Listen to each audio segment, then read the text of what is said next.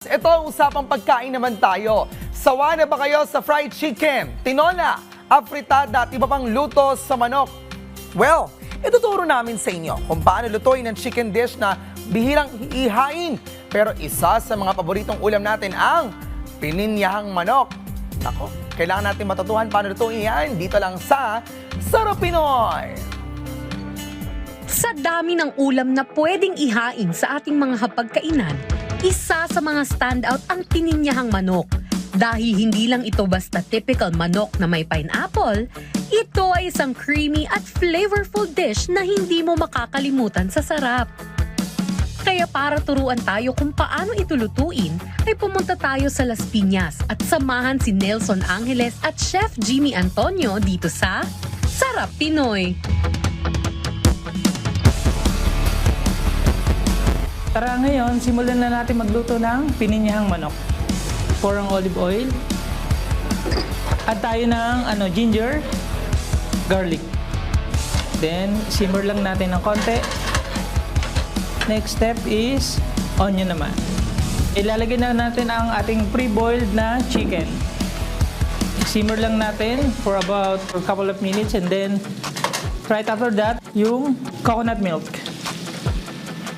Halo natin kasabay ng chicken.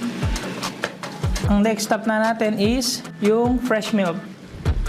Pineapple chunks. Iboboil natin siya for about 2 minutes. Ang next step na ilalagay naman natin, chef, ay potato and carrot wedges natin. So kung mapapansin nyo, hinihuli namin ang vegetable kasi nga ayaw namin ma-overcook siya. Add fish sauce and then yung chef secret herbs and spices niya.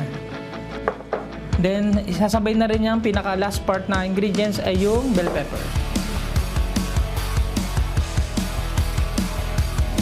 So now, tapos na yung finished product ng ating pininyahang manok. So, itatransfer na ni Chef sa plate yung pininyahang manok.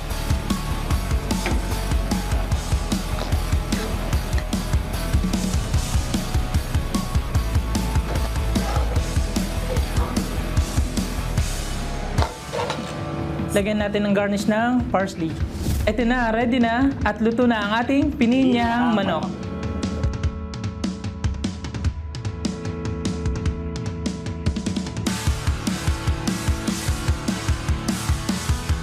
Kaya kung gusto mo ng ulam na comforting, creamy at kakaiba sa adobo o sinigang, pininyahang manok is a must try.